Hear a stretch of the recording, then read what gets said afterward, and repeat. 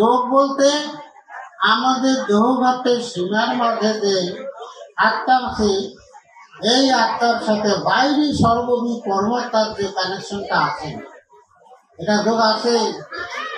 আমাদের উপনিষদের ঋষিগণ আমাদের জানিয়ে দিয়েছেন, কি জানেন? শ্রীনন্দী বিশ্বে অমৃতস্য পুত্রা উৎকৃষ্ট জাগ্রত প্রাপ্য বরান্নে বোধক। হে অমৃতের পুত্রগণ, তোমরা ওঠো, জাগো, তোমরা সেই অমৃত স্থান লাভ করো। আমরা বলে কেউ মৃতের সন্তান না, অমৃতের সন্তান। মায়ের গর্ভ থেকে সন্তান জন্মগ্রহণ করলে নাভি ছেদন করে দিয়া কাটিয়া মা এবং সন্তান আলাদা করে দেওয়া হয়, কিন্তু আমাদের এই শ্বাসনলীর মাধ্যমে এই আত্মা দিয়ে পরমাত্মার সঙ্গে যে নারীর যোগ, এটা কাটা হয় নাই, কাটা হইবেও না। এই অমৃত নারীতে যুক্ত আছে জন্যে উপনিষদ বলতেছে, হে অমৃতের পুত্র, হে অমৃতের সন্তান, তোমরা ওঠো, জাগো, তোমরা তোমাদের বরণীয় স্থান লাভ করো। আজকে সেই অমৃত নারীতে দৃষ্টি স্থাপন করলে হবে না কি হবে? এই লোকটা মার্গ, মার্গ মানে কিন্তু একটা নলদান, আর মার্গ শব্দটা ঠোলে পথ, রাস্তা। কি মার্গ অবলম্বন করতে বললেন? যোগ মার্গ। যোগী হতে বললেন। কেমন যোগী? নিষ্কাম কর্মের কর্মী হইতে এলো নিষ্কাম কর্মযোগী। এই যোগে যখন যুক্ত থাকব, নিষ্কাম কর্ম যোগ অবলম্বন করব, তখনই এই কি হবে? এই যোগও বলে। আর সেটার প্রতি একনিষ্ঠা, অর্থাৎ চিত্তের আর অন্য কোনো দৌড়াদৌড়ি নাই, ওই একটাতে স্থিত। এই ভাবটালে ভক্তি, এই বিজয় সহকারে এই দেহের মধ্যে ভগবানকে দেখতে পাওয়া যায়। আমরা তো এখানে আছে, এটা তো খুঁজি না। সাধক রামপ্রসাদের একটা গান আছে, ওইটা গানের মধ্যে কালী শব্দ আছে। কালী বলতে আমরা কালী ঠাকুরের কথা ভাবি না। সেই গানটা আমি তো সুর ধরে ভালোভাবে বলতে পারবো না, আমি একটু ছন্দ বলে আনা কই। দূরের মন কালী বলে, দূরের মন কালী বলে, হৃদিরত করে অগাধলে, দূরের মন কালী বলে। রত্নাকর নয় শূন্য কখন, তুষার ডুবে ধন্য মেলে। রত্নাকর নয় শূন্য কখন, তুষার ডুবে ধন্য মেলে। ওই দম সামুখে এক ডুবে দাও, ফুল কুণ্ডলিনীর কোলে। যোগের মন কালী বলে, তামাদি ছয় কুম্ভীর আছে মন। আহার লোভে সদাই চলে, তুমি বিবেকে হলদি গায়ে মেখে নাও। শুবে না তো তার গন্ধ পেলে, যোগের মন কালী বলে। রত্ন করে অগাধলে, যোগের মন কালী বলে। আমরা তো জানি সাধক রামপ্রসাদ তার ভক্ত ছিলেন কালীমার ভক্ত। কোন কালীর ভক্ত? বাইরে যে কাঠাঙ্গত কালী, তার সঙ্গীতের মাধ্যম দিয়ে বোঝা গেল এমনকি শেষে উনি বলছে কালী ব্রহ্ম জেনে মর্ম ধর্ম ধর্ম সব ছেড়েছে। সে কোন কালী? বলতেছে দেহটা হলো রত্নাকর, এটার ভিতর সে মূল রত্ন আছে, কাজেই এটা এই রত্নাকর সাগরের মধ্যে ডুব দিতে হবে। এমন ভাবে দম সামর্থ্যে এক ডুবে দাও কুলকুণ্ডলিনীর কোলে। তখন ওরকম আসনাবদ্ধ হইয়া শ্বাসটা গ্রহণ করেন, ওম তৎসৎ বলে করে শ্বাস নেন। তারপরে এটা মেরুদণ্ডের এইখান থাকিয়া চতুর্দল পত্র থাকিয়া শিরা, এইখান থেকে শিরা ভিতরে শ্বশুর নামাবে, ওখান থেকে ধীরে ধীরে স্থানে স্থানে স্বাধিষ্ঠান, মণিপুর, অনাহত, বিশুদ্ধাক্ষ, শেষে কন্টাস্যে দিলেন। এইভাবে বসিয়া প্রাণকর্মের মধ্যে ধ্যানমগ্ন হইয়া আপনাদের উপরে উত্থিত হলে তবে সেই কালীর দর্শন হবে। ওই জন্য বলেন রং সমুদ্রে আগ ডুবে যাও কোথায়? কুলকুণ্ডলিনীর কোলে। কুলকুণ্ডলিনীর অবস্থান কোথায়? এইটা হলো চতুর্দল পত্র বুদ্ধ মূলে মলদাতার 2.5 আঙ্গুল উপরে, এইখানে কুলকুণ্ডলিনী। আপন বায়ুর আকর্ষণ পৃথ্বী তত্ত্ব, ল অফ গ্রাভিটেশন শুনে নেই, মাধ্যাকর্ষণ। উপর থেকে একটা ভারী দ্রব্য ঢেল মারেন, এই পৃথিবীর আকর্ষণে ওটা আঘাত করে আসবে, কিন্তু এটার আবার একটা স্তর আছে, ওই স্তর পর্যন্ত পৃথিবীর আকর্ষণ ক্ষমতা আছে, তার উপরে না। ওই ভিড়টা যদি আবার ওই স্তর পার হয়ে যায় তাহলে অন্যদিকে আর এক গ্রহ বা উপগ্রহের আকর্ষণে সেদিকে চলে যাবে, নিচে আসবে না। ওই রকম আমাদের অপান বায়ু প্রাণবায়ু যত দূরেই যেতে চেষ্টা করুক, নির্দিষ্ট সীমা 12 আঙ্গুল যাতে না যেতে, এই পৃথ্বী তত্ত্বের আকর্ষণে, চতুর্দল পথের কুলকুণ্ডলনের আকর্ষণে, অপান বায়ুর আকর্ষণে প্রাণবায়ু অর্থাৎ নিঃশ্বাসটা আবার শ্বাসরূপে আমাদের দেহ ভ্যন্তরে আসে। এই শ্বাসবায়ুর কলাকৌশলের সাথে কুণ্ডলী চক্রে যাও, দলে দলে পথে পথে উত্থিত হলে তখন তার দর্শন হবে। সংকেত দিবা লাগছে এটার ভিতরে কিন্তু কাম, ক্রোধ, লোভ, মোহ, মাৎসর্য, 6টা যে রিপুরূপী আছে, কুমির আছে, এগুলা সবসময় আহার লোভে চলে। ওইটা ডুব দিবের মনটাকে খারাপ ফেলাবে, ওই দেশে যাবার দিবে না। কি বুদ্ধি? বিবেক রূপী হলদি যাও নাকি যাও, মন পাখির যাও, আর কাম, ক্রোধ, লোভ, মোহ, মাৎসর্য ধরতে আসতে পারবে।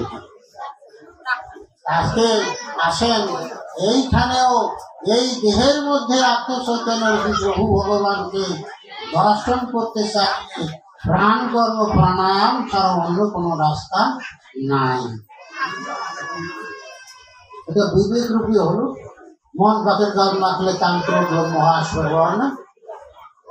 এইটা যদি বোঝেন তাহলে আর একভাবে রামকৃষ্ণ পরমহংসদেবের একটা উপদেশমূলক কথা দিয়ে বুঝেন।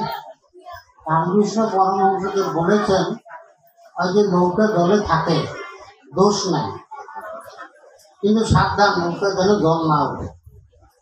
তাহলে জল উঠলে তো মাল বোঝাই করে ওই পারে যাওয়ার পাবো না, ডুবি যাবে যার মধ্যে। ওই রকম দেহরূপী সংসারে থাকো, কিন্তু সংসার জন্য মতে না থাকে। তার মানে বিষয় বাসনারূপী এটা হলো জল।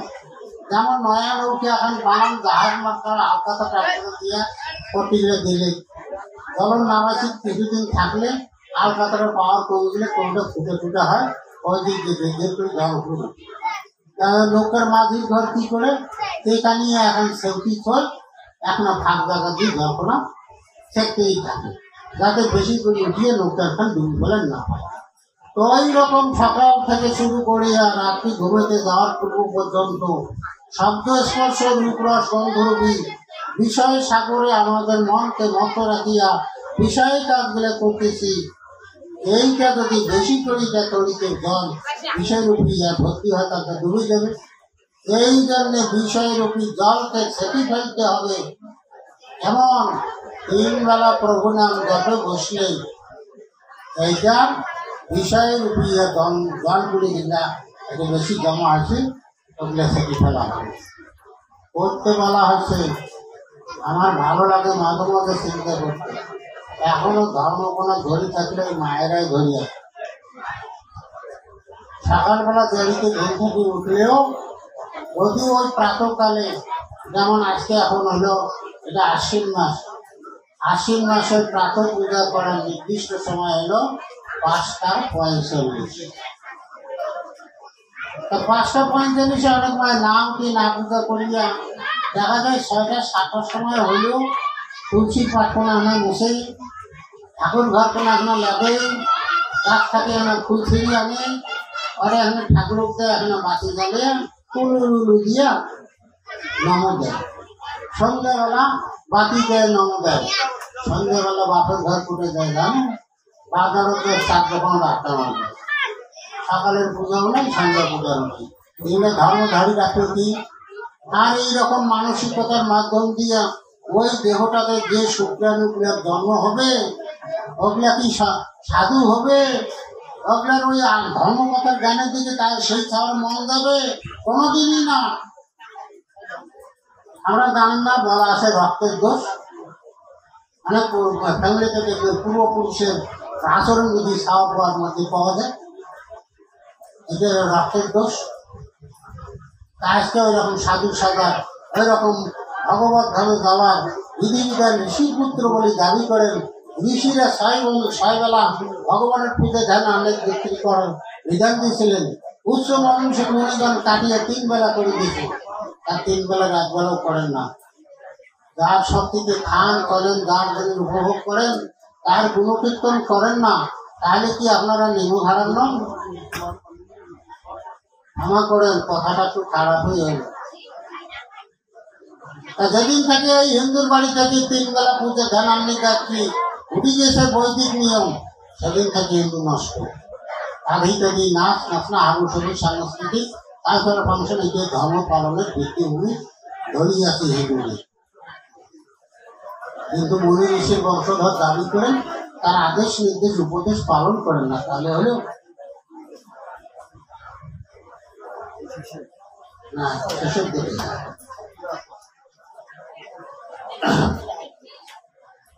যোগেতে করিয়া চিত্ত একাগ্রতে স্থির, তাহাতে বিনাশ পুনঃ হবে প্রকৃতি। প্রকৃতির গুণনাশে সাধুবর আপনি পাইবে জ্ঞান তবে নিরন্তর। যোগ বলে জ্ঞান দ্বারা, যোগ বলে জ্ঞান দ্বারা ভক্তি সহকারে এই দেহে ভগবান ফিরিবে আমারে। 6 কোষে এই দেহ হয়েছে নির্মিত, তন্মধ্যে বিরাজমান হইবে দর্শিত। দর্শিত মানে দেখা হবে, দেখতে পাওয়া যাবে। তার মধ্যে কোন মধ্যে? তন্মধ্যে বিরাজ মানে তাহার ভিতরে, তার ভিতরে 6 কোষে এই দেহটা নির্মাণ আছে, আর এর ভিতরে বলে তিনি বিরাজিত আছে। 6 কোষ, অন্নময় কোষ, মনোময় কোষ, প্রাণময় কোষ, জ্ঞানময় কোষ, বিজ্ঞানময় কোষ, শেষে হলো সে আনন্দময়।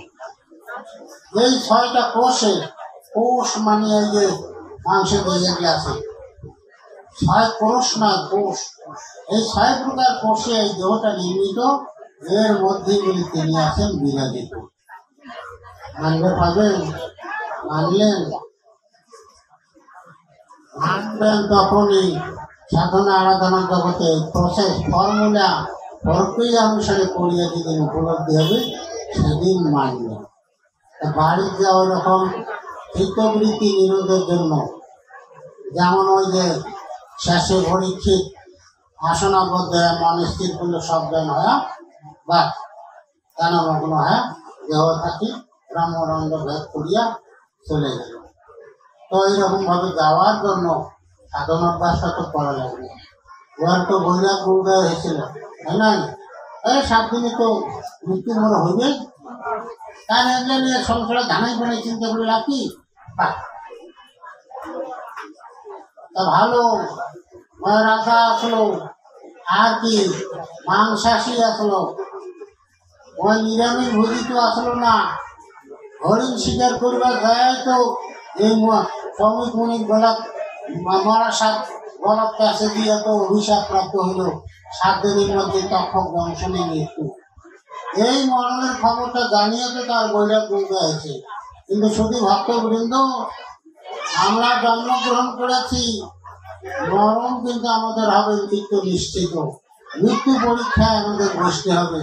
মৃত্যু পরীক্ষার জন্য ফর্ম ফিল আপ করি আর না করি, পরীক্ষা কিন্তু হবেই, দিতে হবে। ফর্ম ফিল আপটা বোঝেন, 4টে আশ্রম: ব্রহ্মচর্য, গার্হস্থ, বানপ্রস্থ এবং শেষে সন্ন্যাস। ওই সন্ন্যাস সেই বয়স পর্যন্ত যা যখন সন্ন্যাস গ্রহণ করবেন, ওইটাই হলো কি পূরণ, ফর্ম পূরণ, ফর্ম পূরণ পরীক্ষায় ফর্ম ফিল আপ। অনেকে তো ওই পর্যন্ত না দেওয়া ওই রকম ফর্ম ফিল আপ নাই হইতেও মৃত্যু পরীক্ষা আসতে পারে। তাহলে ওই মরণ সম্পর্কে জানি ফেলাইছে, কিন্তু আমাদের মরণ যে 7 দিনে হবে না কয় মাসে হবে আমরা জানি, তার তো জানি না।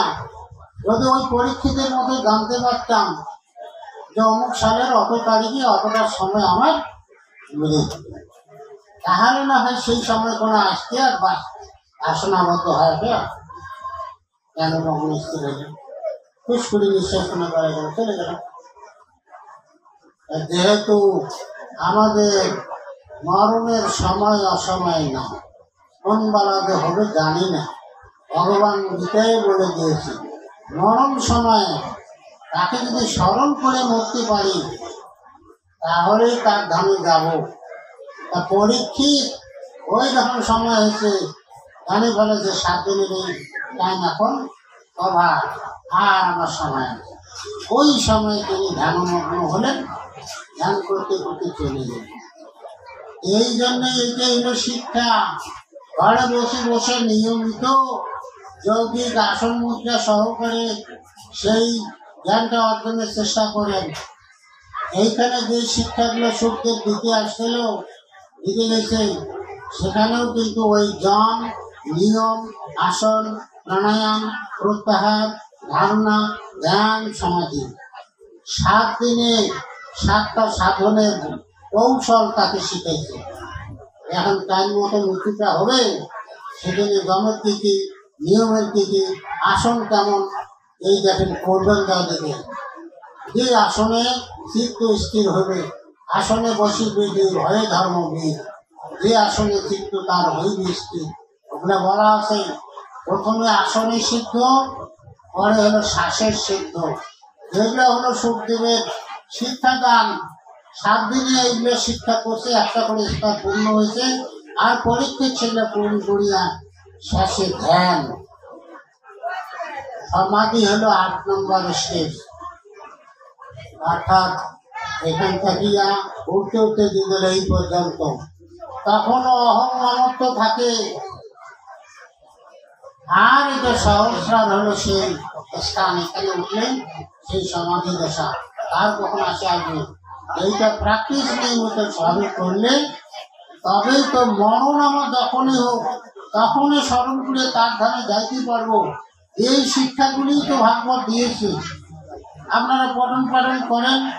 আর যৌগিক আসন মুদ্রাদের এই শিক্ষাগুলো 28 কাজের যে সুখ মহামুনি পরামর্শ দিলেন, সেই অনুপাতে পালন করেন না, চরিত্র গঠন করেন, ভাগবত জয়ন্তীর অনুষ্ঠানের ব্যবস্থা করিয়া নাকা গানা ফুটতে তুলে শোনেন, এই কান্দি ঢুকান ওই কান্দি বেড়ান, তাহলে হলো। আসেন আমরা একটু সতর্ক হই যে আমাদের এই মানব জীবন বিধে দিতে দেব না। আন্দাজি খালি কানবো, আরে মানব জনম বৃথাই গেল, তারপরে কি কয়, আরে মানব জনম বৃথাই গেল। এই যে কয়া মানব জনম বৃথাই গেল, বৃথাই করবেন কানবে, লাভ কি? আসল কামটা করলে তো এটা মানব জনমটা দিতে হবে না। এইদিকে পূর্বে ভাগবতের একটি কথা আছে, দ্বিতীয় স্কন্ধের প্রথম অধ্যায়, দুর্লভ মানব জন্ম লোভিয়া বেগম নাহি পারে সেদিবারে মায়ার বন্ধন। তাহলে দেখেন মানব জন্মটা একদিনে হয় নাই। প্রথমে শুরু হয়েছে উদ্ভিদ, তারপর সেদক, তারপরে অনুরোধ, জরায়ু। শাস্ত্র সিদ্ধান্ত আছে 84 লক্ষ জমি পার হয়ে পূর্ণাঙ্গ মানব দেহ পাওয়া যায়। আর এইরকম জন্মটা সহজে পাইনি, তিনি দুর্লভ। এই জন্ম, যে জন্মে বুদ্ধি জ্ঞান সবকিছু পরিপূর্ণ দিয়া ভগবান দিয়েছেন স্বাধীনতা, সাধনা আরাধনা দ্বারা তুমি আমার কাছেও আসতে পারো, অপকর্ম করিয়া লিখিত দিকেও যেতে পারো। এই জন্মটা আমরা বিফলে যাওয়ার দেবো কেন? আর আমরা ওই নদীর বরফ দেওয়া বলে পার করি ফেলাছি হারাইয়া পাঠ করি দেওয়া আমাদের কিসের কান্দাকাটি? আমরা বাপের বেটা হবো, মায়ের বেটা হবো, পূর্ণ কর্মের দ্বারা ধর্মের শালা আগতে বোধাই করবো, বোধাই করিয়ে ঠেলা গাড়ি দিয়ে ওকে নদীর করে পাঠিয়ে দেবো পাড়ে করে। তাহলে ওকে গেলে আর কৃষ্ণ দেরি করবে, ঘাটিয়ে রাখা করি ঘড়ি করে পাশ হয়ে দেবে। আসেন করি সংগ্রহ করি, ওইভাবে পূজা দেন আমি দায়িত্বের মাধ্যম দিয়ে চরিত্র গঠন করি, তাহলে মানব জন্মটা সফল হবে, সার্থক হবে। আত্মায় প্রত্যক্ষে মুখ, আত্মায় প্রত্যক্ষে মুখ মহাসিদ্ধি হয়। ওই ভবদালা এইভাবে বিনষ্ট নিষ্ঠা, ভক্তি জ্ঞান দুই ভাবে মূল দর্শন। ভক্তি যোগে দেহ শুদ্ধ, জ্ঞানে শুদ্ধ মন। মন শুদ্ধ হলে দেহি, এই যে মন শুদ্ধ হলে দেহি পাবে আত্মজ্ঞান। সেই জ্ঞান মাঝে আমি শাস্ত্রের প্রমাণ। এটা কি? মনটা যদি শুদ্ধ হয় তাহলে দেহি আমরা আত্মজ্ঞান লাভ করবো। মনটা তো বিষয়ের চিন্তা ভাবনা করতে করতে ওই বিষয়রূপী কাদা মারতে মারতে কয়লার চেয়ে বেশি কালো হয়ে গেছে। বাইরের দেহের ময়লা পরিষ্কার করার বুদ্ধি পাইছি, মনের ময়লাটা কেমন করে যাবে? মন যে কয়লার চেয়েও বেশি কালো হয়েছে। There is a proverb says, "Love will not take other hue." যেটা সংস্কৃতি বলা আছে, শত ধৌতেন অঙ্গারস্য মলিনত্ব না যায়। সোজা বাংলায় কথা, কয়লা ধুলে না যায় ময়লা। কয়লা তাহলে ধুইলে কালোটা যাবে না, কিন্তু প্রসেস আছে, পদ্ধতি আছে, কয়লাকে সাদা বানা যাবে। ওই যে কামার হাটির চান, যে হাপুরের সঙ্গে কয়লা দিয়া কেরোসিন দিয়ে আগুন ধরে দিয়া হাপুর টানতেছে, ফাঁস ফুঁস ফাঁস ফুঁস, দেখেন আগুন জ্বলতেই আছে। সারা কয়লার যদি আগুন ধরলে তখন আর কয়লার কালো রং থাকে না, ওগুলা হয় লাল। আর বাতাস যদি চলতেই থাকে, পুড়িয়ে শেষে আগুনও নাই, কয়লাও নাই, লাল রং নাই, বড়ি থাকবে বলে ছাই রং হলো সাদা। এই মন কয়লার চেয়ে কালো, এইটাকে শুদ্ধ করার প্রক্রিয়াই হলো গুরুর কাছে গিয়ে কৌশল গ্রহণ করেন, ঈশ্বরের নাম রূপী আগুন মন রূপী কয়লাকে ধরাইয়ে নেন। আর যে যোগক্রিয়া কৌশলটা শিখে দেবে, সেই যোগক্রিয়া কৌশল রূপী হাতি চালিয়া ঈশ্বরের নাম রূপী আগুনকে জ্বালায় রাখেন, তাহলে মনটা শুদ্ধ হবে, তবে এই দেহে আত্মজ্ঞান জন্মাবে। মন শুদ্ধ হলে দেহি পাবে আত্মজ্ঞান, সেই জ্ঞান মাঝে আমি শাস্ত্রের প্রমাণ। অতএব বুদ্ধিমাতু, অতএব বুদ্ধিমাতু করো আচরণ, যেমতে করিতে পারো মহদর্শন। এত বলি জননী রে, প্রভু হল স্থির জননী কহিলা পরে বচন গভীর শুভরুচি হরি কথা সার শুনিলে বিনষ্ট হবে যত পাপ ভার। জয় জয় শ্রীমদ ভগবত গীতে হরি হরি বলো হরি হরি।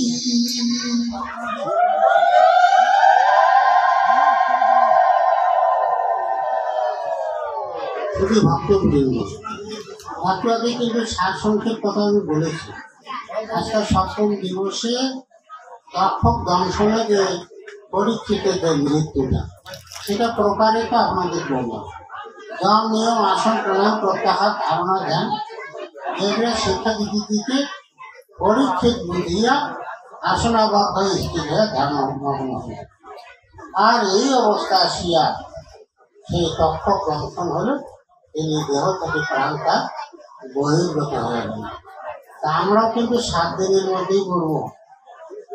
কোন 7 দিন জানেন? আজকে কি বার? আর শুক্রবার। শুক্র, শনি, রবি, সোম, মঙ্গল, বুধ, বৃহস্পতি।